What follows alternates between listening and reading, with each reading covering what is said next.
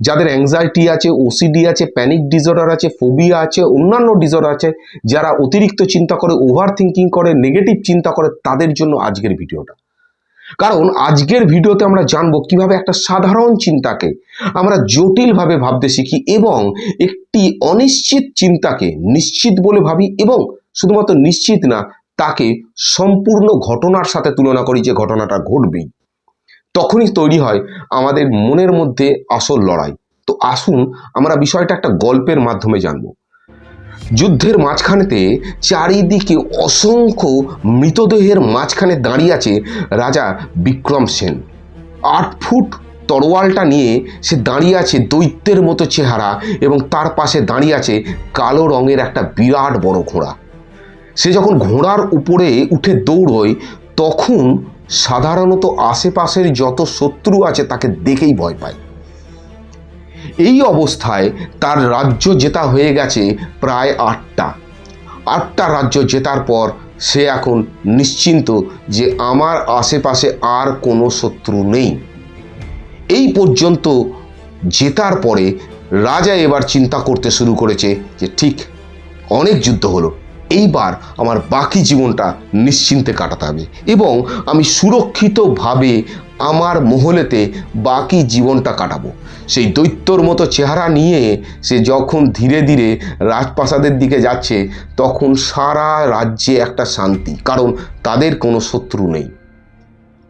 আজকে গল্পের শেষে আমার সামনে যে দেশলাইটা রাখা আছে, আপনারা ভাবছেন যে কি এই গল্পের সাথে কি সম্পর্ক আছে, আমরা বিষয়টা লাস্টে জানবো। যাই হোক, আগে গল্পটা শুনুন। তো সুন্দর শান্তি সারা রাজ্যে। এখন রাজার জীবন কাটছে খুব মজাতে। রাজা সকালবেলা ঘুম থেকে ওঠে, রাজা রাজপ্রাসাদে যায়, সভা করে, চলে আসে। এইভাবে দীর্ঘদিন কেটেছে। দীর্ঘদিন কাটার পর একদিন রাত্রিবেলা ঠিক মাঝরাতে যখন বেশ সুন্দর বাতাস বইছে এবং যে ঘরের মধ্যে রাজা শুয়ে আছে তার পর্দাগুলো উঠছে, সুন্দর মনোরম একটা পরিবেশের মধ্যে রাজা ঘুমোচ্ছে, হঠাৎ করে একটা শব্দ, যে শব্দতে রাজার চোখ খুলে গেল। বিদ্যুতের গতিতে তার শরীরের মধ্যে দিয়ে যেন কোনো একটা বিষয় চলে গেল। রাজা ফিল করলো, রাজার বুকটা ধড়াস করে উঠল, মনে হলো কেউ যেন তাকে নজর রাখছে। এইখান থেকে শুরু হলো রাজার ডিসঅর্ডারের পর্ব। রাজা সেই রাতে চিন্তা করলো যে আমাকে মারার জন্য কোনো গুপ্তচর আসেনি তো। রাজা বসে বসে বিছানায় চিন্তা করছে, আমার বাইরে যে সমস্ত প্রহরীরা আছে তারা জীবিত আছে তো, নাকি তাদের মেরে দিয়েছে। এই চিন্তা করার পর পুরো শরীর কেঁপে উঠল। রাজা যাকে দেখে দুনিয়া ভয় পেত, আজকে সেই খাটের মধ্যে বিছানাতে বসে ভয়ে কাঁপছে। তার ফুসফুসের মধ্যে মনে হচ্ছে যেন বাতাস আর প্রবেশ করছে না, শ্বাস সে নিতে পারছে না। তার বুকটা এত জোর ধরপড় করছে, মনে হচ্ছে যেন হৃৎপিণ্ডটা সেই বুকের পাঁজরের মধ্যে আছাড় খেয়ে পড়ছে। পুরো বিছানা যেন কাঁপছে, মনে হচ্ছে যেন কেউ গলাটা টিপে ধরেছে। মনে হচ্ছে আর সে বাঁচবে না, তার শ্বাস রুদ্ধ হয়ে গেছে। এই অবস্থায় প্রায় রাজার মাংসপেশিগুলো দুর্বল হয়ে গেছে। রাজা ভয়ে বর্তমানে সেই বিছানা থেকে নেমে দরজার দিকে যেতে পারছে না, কারণ প্রত্যেকটা পর্দার আড়াল থেকে মনে হচ্ছে যেন তাকে কেউ নজর রাখছে এবং কন্টিনিউয়াস মাঝে মাঝে সে পায়ের শব্দ শুনতে পাচ্ছে। কিন্তু ঘটনাটা কি হয়েছিল? শব্দটা একটা টালি ভেঙে পড়েছিল। রাজার ঘুম ভেঙে গেছিল। রাজা বসে বসে ঘরের মধ্যে ভয় পাচ্ছে। সকাল হয়ে গেল। সকালবেলা রাজা কাউকে কিছু বলল না। সে ভাবলো হয়তো আমার কোনো শারীরিক অসুস্থতার জন্য এই সমস্যাটা হয়েছে। বিভিন্ন রকম জায়গা থেকে বৈদ্য এলো, কবিরাজ এলো, তার চিকিৎসা চললো। রাজার সেই দিন কেটে গেল। কিন্তু সেই দিন থেকে তার বিহেভিয়ারাল চেঞ্জ তার মধ্যে তৈরি হলো। কি চেঞ্জ? রাজা এখন প্রত্যেকটা শব্দতে প্রায় চমকে উঠছে।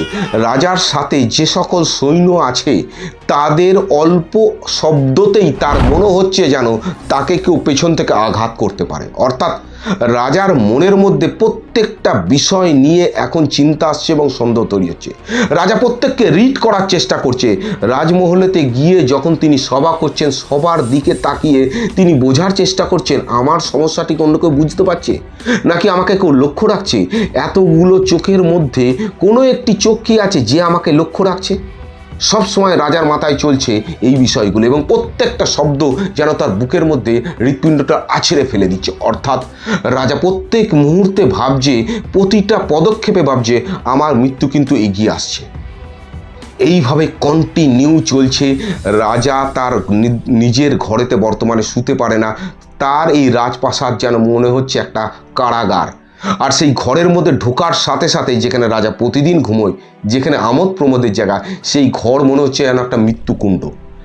রাজার দিন এইভাবে কাটছে, প্রত্যেক মুহূর্তে প্রত্যেকের উপরে সন্দেহ করা। এর মাঝখানে চলে এসেছে রাজার জন্মদিন।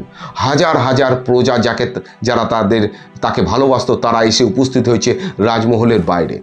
রাজা মহলের বাইরে গিয়ে যেই দাঁড়িয়েছে তার বুকটা ধড়াস করে উঠল।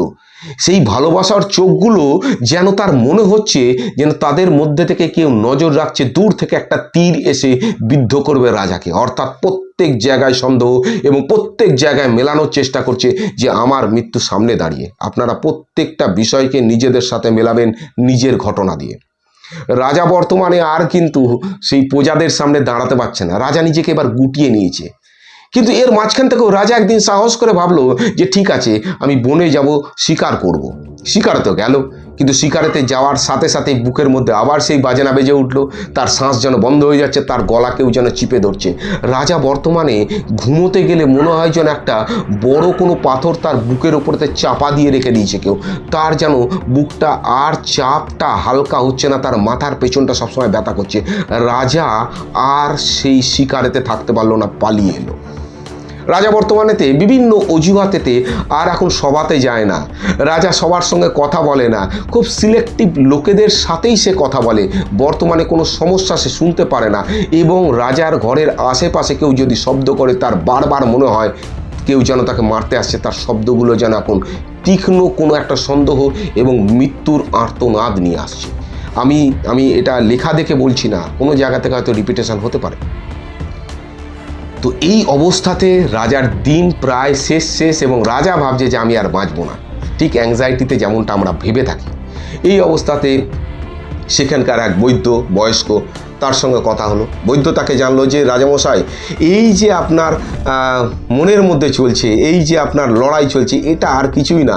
আপনার মনের মধ্যে সেই ভয়, এতদিন যুদ্ধের ফলে যেগুলো তৈরি হয়েছে, আপনার ক্লান্তি এবং আপনার এতদিনকার অভিজ্ঞতাকে আপনি নেগেটিভভাবে নিচ্ছেন, আপনি তাকে ইতিবাচক হিসাবে নিচ্ছেন না এবং প্রত্যেকটা বিপদকে আপনি একদম নিজের সাথে মেলাচ্ছেন এবং আপনি ভাবছেন যে কেউ আপনাকে মেরে ফেলবে। এটা আপনার মনের সাথে মনের লড়াই চলছে, আশেপাশে কোনো শত্রু নেই। আপনি কি কোনো প্রমাণ পেয়েছেন এতদিনে? রাজা বলল না। রাজা চমকে গেল, তাই তো? রাজা বুঝতে পারলো যে আমার মনের মধ্যে ভয়টাই কিন্তু আমাকে এই বিষয়গুলো করাচ্ছে। সেই কবিরাজ তাকে বলল যে আপনি ধীরে ধীরে সব কাজ করা শুরু করুন। আপনার ভয় লাগবে, আপনার টেনশন হবে, আপনার বুক ধড়ফড় করবে, আপনার শ্বাসকষ্ট হবে, এটা আপনার রোগ নয়, এটা শুধুমাত্র আপনার ভয়। আপনাকে যেমন শত্রুরা ভয় পায়, ঠিক আপনি ভয় পাচ্ছেন আপনার সেই মনের তৈরি করা গল্প এবং কাহিনীগুলো, যেগুলো আপনি প্রত্যেক রাতেতে অনুভব করছেন। এখন রাজা চোখ বন্ধ করলে আর মনে হয় না তাকে কেউ মারতে আসছে, কারণ যখনই সে চোখ বন্ধ করে তার এই চিন্তা আসলে সে বলে যা হবে দেখা যাবে, আগে তো ঘটুক। অর্থাৎ মেনে নিলেই শান্তি, না মানলেই অশান্তি। আমাদের মধ্যে এই ধরনের চিন্তা চলতে থাকে। দেখুন, বিষয়টা হচ্ছে যে আমাদের সাধারণ যে চিন্তাগুলো আছে, যারা আমরা অ্যাংজাইটি, ওসিডি বা অন্যান্য ডিসঅর্ডারের মধ্যে থাকে, যারা প্যানিকে থাকে, যারা বেসিক্যালি অন্যান্য পার্সোনালিটি ডিসঅর্ডারের মধ্যে থাকে, তাদের ক্ষেত্রে কি হয়, একটা সাধারণ চিন্তাকে আমরা গভীরভাবে তাকে অ্যানালাইসিস করতে শুরু করি এবং মারাত্মক রূপ দিই। অ্যাকচুয়ালি সবার মাথাতে কিন্তু বিপদের চিন্তা চলে। আমার হাতে যে দেশলাই কাঠি দেখছেন, এই দেশলাই কাঠি যেখানেতে আমি জ্বালালাম, এটা সেফ প্লেস। কিন্তু একজন মা, তার যদি একটা সন্তান থাকে আর তার বয়স যদি 8-9 বছর হয়ে থাকে আর দেশলাই কাঠিটা যদি পড়ে থাকে, মায়ের মাথায় চিন্তা আসবে আমার ছেলেটা বা মেয়েটা এই দেশলাই কাঠিটা জ্বালাবে না তো। অর্থাৎ এই চিন্তাটা আসা স্বাভাবিক। কিন্তু সেই দেশলাই কাঠি দেশলাই পড়ে নেই, তার মায়ের মাথায় চিন্তা আসছে দেশলাই দিয়ে সারা ঘর আগুন লেগে যাবে, এটা কিন্তু সত্য নয়। অর্থাৎ বেশ কিছু চিন্তা আছে যেগুলো আমাদের প্রত্যেকটা মানুষের মধ্যেই আসে। আমাদের বিপদকে আগে থেকে বোঝাটা হচ্ছে আমাদের মস্তিষ্কের ন্যাচারাল একটা প্রসেস। অ্যাংজাইটি একটা স্বাভাবিক প্রক্রিয়া, অ্যাংজাইটি আমাদের একটা স্বাভাবিক বিষয়, কিন্তু তীব্র বিষয়। বিষয়টাই এখানেতে গন্ডগোল হয়ে যায়। আমরা কি করি, আমাদের যে চিন্তাগুলো আছে তার থেকে পালানোর চেষ্টা করি, আমরা যে চিন্তাগুলো আছে তার থেকে সেটাকে যোগ করি সর্বাধিক কি বিপদ ঘটতে পারে এবং সেটাকে নিশ্চিত করে ভাবার চেষ্টা করি, যার ফলে প্রবলেম হয়। আপনার মাথায় যে চিন্তা আসছে আমার হার্ট অ্যাটাক হবে, আমার স্ট্রোক হবে, আমার অমুক ঘটনা ঘটবে, আমার তমুক ঘটনা ঘটবে, আমার জীবনে তো সব হারিয়ে যাবে, কিচ্ছু হবে না। কারণ এগুলো আপনার চিন্তা, মস্তিষ্কে তৈরি করা জাস্ট একটা গল্প। আপনি যদি বাইরে যান তাহলে আপনার শ্বাস বন্ধ হয়ে যাবে, ঘরেতে থাকলে শ্বাস বন্ধ হবে না। যেমন রাজার হচ্ছিল, মনে হচ্ছে গলাটাকে টিপে ধরছে। তার মানেটা কি? তার মানে হচ্ছে আমরা যখন টেনশন করি তখন আমাদের parasympathetic nervous system sympathetic nervous সিস্টেমের দিকে দৌড়ে আসে এবং সিম্প্যাথেটিক নার্ভাস সিস্টেম অ্যাক্টিভ হয়ে যায়, যার ফলে কি হয় আমাদের অ্যাড্রিনালিন এবং কর্টিসলের মতো হরমোনগুলো একদম তীব্র বেগে ছুটে বেড়ায় এবং বারবার আমরা সিগন্যাল দিতে থাকি যে ইয়েস আমার একটা বিপদ ঘটতে পারে, আমার একটা বিপদ হতে চলেছে। যার ফলে কি হয় আমাদের মস্তিষ্ক শান্তি পায় না এবং সবসময় সেই বিপদের সঙ্গে লড়াই করতে শুরু করে দেয়। আমরা যখন কোনো চিন্তাকে বন্ধ করতে চাই তখন সমস্যা আরও বেড়ে যায়, কারণ চিন্তা যখন বন্ধ করতে চাই তখন আমাদের মস্তিষ্ক ভাবে যে এই চিন্তাটা বিপজ্জনক, তাই আমি বন্ধ করতে চাইছি, তাই আরও বেশি করে আসতে শুরু করে। আমরা যদি চিন্তাগুলোকে লিখে নিই পরিষ্কারভাবে যে অমুক চিন্তা আসে, তার কি প্রমাণ আছে? নেই।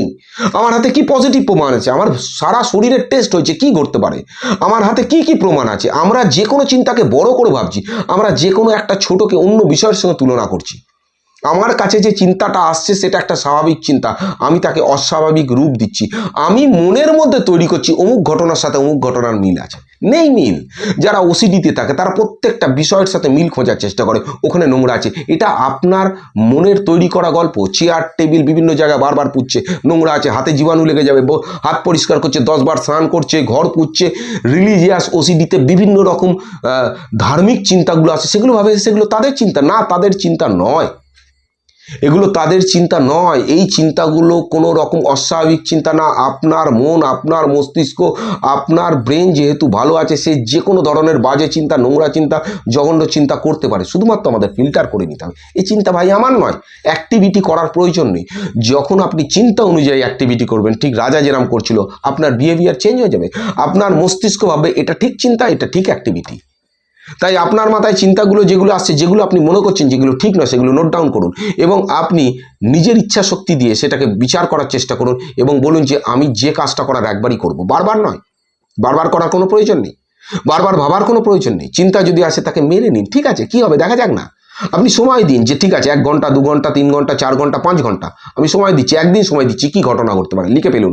যে চিন্তা আসার পরে কোনো ঘটনা ঘটেনি, আপনার কাছে প্রমাণ স্বরূপ সেটা একটা নথি হয়ে থাকবে। সেই নথিটা পরের দিনকে আবার চেক করবেন, পরের দিনকে আবার চিন্তা আসবে, আবার লিখবেন। এইভাবে 30 দিন লেখার পর আপনার কাছে 30টা পেজ তৈরি হয়ে যাবে যে আপনার চিন্তাগুলো আসার পরে কিচ্ছু হয় না। অটোমেটিক্যালি আপনার কাছে একটা বড় একটা স্ট্রং লজিকের একটা ডকুমেন্ট তৈরি হয়ে যাবে। That is CBT. অর্থাৎ নিজেকে প্রশ্ন করা, আমি কেন প্রমাণ ছাড়া বিশ্বাস করছি? এই চিন্তাটা অন্য মানুষের আসে না, আগে আসেনি আমার, তাহলে আমি বিশ্বাস করব কেন? কি ঘটতে পারে? আমি আগে দূরে যাইনি, আমার যে চিন্তা আসছে, যে সন্দেহ আসছে, সেই অনুযায়ী ঘটনা ঘটবে। আমার চিন্তা আসছে যে আমার হাজবেন্ড ছেড়ে চলে যাবে আমাকে, তাকে বারবার ফলো করছেন প্রমাণ ছাড়া, বিরক্ত হয়ে যাচ্ছে, সে বলছেন যে না না এরকম কিছু নেই, তাও আপনি ফলো করছেন, তাকে নজর রাখছেন তার প্রত্যেকটা মুভমেন্টে। আপনার মস্তিষ্ক বলছে যা বিষয়টা ঘটছে এটা ঠিক না, ঠিক নয়, এটা ওসিডির চিন্তা, এটা অবসেশন। আপনার মাথায় বারবার যে চিন্তাটা আসছে তাকে আপনি বারবার সলভ করার চেষ্টা করছেন, কিন্তু আপনি জানেন এটা সলভ হচ্ছে না, তাও আপনি চিন্তা করছেন। আমরা যখন চিন্তাকে চিন্তা দিয়ে কমানোর চেষ্টা করি তখনই চিন্তা বেড়ে যায়। চিন্তাকে ছেড়ে দিন, সোজা হিসাব, যেটা হবে দেখা যাবে, মেনে নিলেই শান্তি, না মানলেই অশান্তি। অর্থাৎ চিন্তাকে আসতে দিন, তাকে বন্ধ করবেন না। শারীরিক সমস্যাগুলো যেগুলো হচ্ছে সেগুলোকে নিয়ে চলুন, কাছাকাছির একজন ডাক্তারকে দেখান, অবশ্যই তিনি সাইকাট্রিক হওয়ার দরকার, এটা আমার হাত জোর করে অনুরোধ। কাছাকাছি ডাক্তারবাবুকে দেখাবেন, কাউন্সিলিং করাবেন, মেডিসিন খাবেন, উনি যদি দেন, যোগা করবেন, প্রাণায়াম করবেন, এক্সারসাইজ করবেন, প্রতিদিন সকালবেলা 40 মিনিট হাঁটবেন, দেখুন না কি হয়। অবশ্যই দেখুন, আমাদের অ্যাকচুয়ালি কোনো জিনিস পার্মানেন্ট নয়। আজকে যেটা পার্মানেন্ট আছে কালকে সেটা পার্মানেন্ট নয়। তাই আপনার আজকে যে সমস্যা আছে কালকে থাকবে না, সেটা প্রকৃতির নিয়মে, সময়ের নিয়মে অবশ্যই চলে যাবে।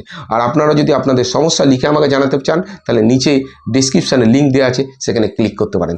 Thank you very much. বিষয়টা আজকের কেমন লাগলো আপনারা অবশ্যই জানাবেন। ধন্যবাদ।